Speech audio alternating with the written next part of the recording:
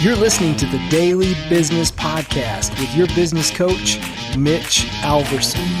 This is the place for daily coaching because when you have a coach, you get better results.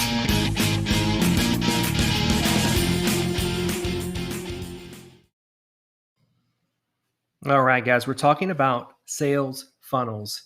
And before we get into the details and the nitty-gritty and the geeked out tech stuff about how it works, we have to talk about how sales actually works, like how, humans actually want to buy stuff from you. And that means we need to know a little bit about relationships because all sales are relational. And so usually, right, relationships go through three phases. So curiosity, enlightenment, and then commitment. And so if you think about that, like in the dating world, a guy or a gal is curious about each other. Then they get to know each other through some sort of enlightenment process, coffee, dinner, dates, and then they make a commitment to, get married, be together for a long time. And so it's the same before we just jump in and build a sales funnel, we really need to understand how we do this with our potential clients. How do we create curiosity? How do we enlighten them about how we can, possibly help them? And then, how do we actually, exchange, finances to make a commitment for the things that products or services that you offer. And so with curiosity, the best way to do this, right, is at the primitive level of our brains. We really want to pique their curiosity in that how we help them survive and thrive, because most of the marketing information that's out there is being filtered by our brains. Our brains are tasked with keeping us alive and conserving calories.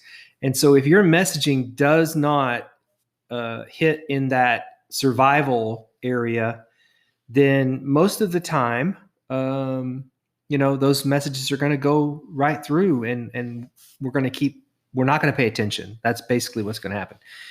So how are you piquing curiosity through that survival radar, right?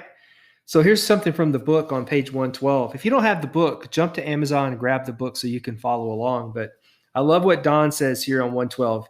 He says, if we're young and single, this person, or let me start over. Let's say we're at a party and someone piques our curiosity. If we're young and single, this person may be attractive. So our survival filter is triggered by the idea we may have found a companion. Or let's say we're older and this person went to a conference we're thinking about going to.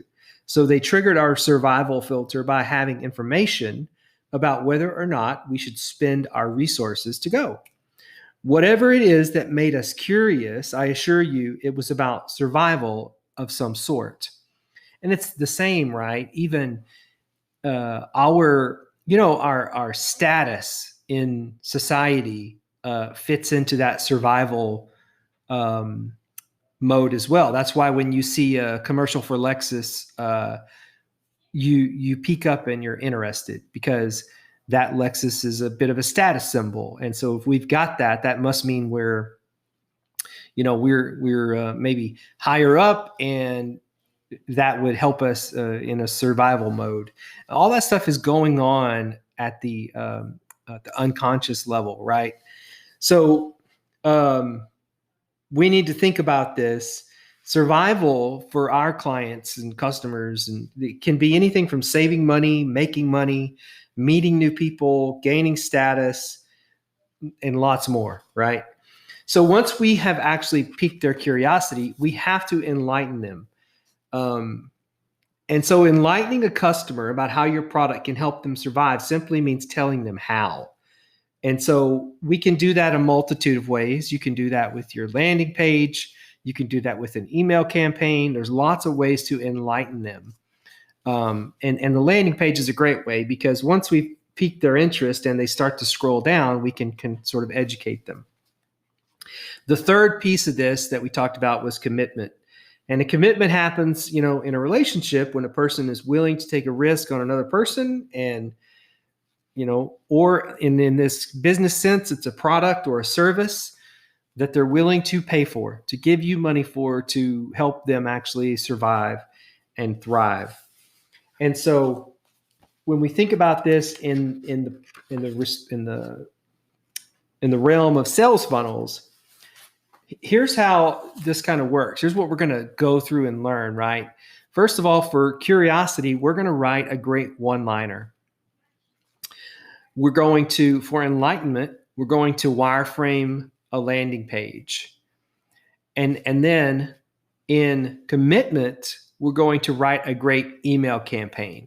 So in our one-liner, what we're going to do in our one-liner is a very short, think of it as an elevator pitch, but it's a way to get their curiosity up. So we're going to tell them about the problem we know they're having, the solution that we provide, and then how it helps them actually survive and thrive.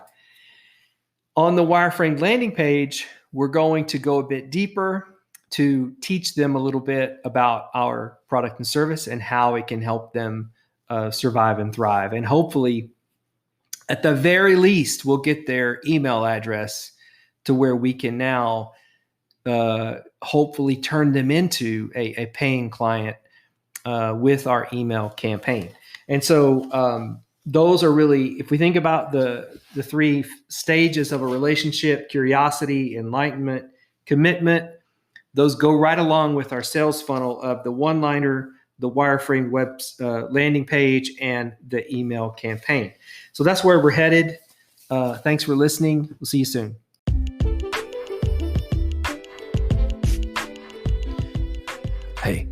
Hey, let me ask you a question. What daily planner are you using? Well, let me tell you what I'm using. The Full Focus Planner. Let me tell you why I love the Full Focus Planner. There's a couple of reasons. Number one, I buy it on a subscription. It shows up every single quarter. So actually it shows up a little before the quarter starts. So I'll have time to get in there and start breaking things down and get it set up.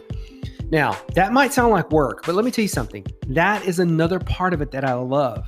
This planner is sort of what I call analog. It's not digital, okay?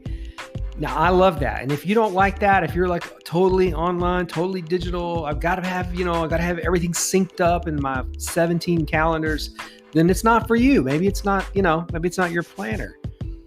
But I love it. Let me tell you why. I get to open it up. I get to write down. I get to basically look ahead to the quarter that's coming up. And it forces me to plan, forces me to think, it forces me to look at goals. I was going over my quarterly goals that come from my annual goals. Now, let me tell you this. Prior to the Full Focus Planner, I didn't have annual goals, but I have them now. And that means I have quarterly goals. And that means I have a big 3 that I work on each day. And that means I'm never, ever lost as to what to do. It also means I'm working on the right stuff. So if you struggle with any of that stuff, maybe you should buy a Full Focus Planner. The link is in the show notes. Let me tell you something else. If you go to Full Focus Planner without using my link, you are going to pick the lane at Chick-fil-A that goes the slowest. Understand that's what's going to happen. So don't even think about it. Get the Full Focus Planner and use my link to get it.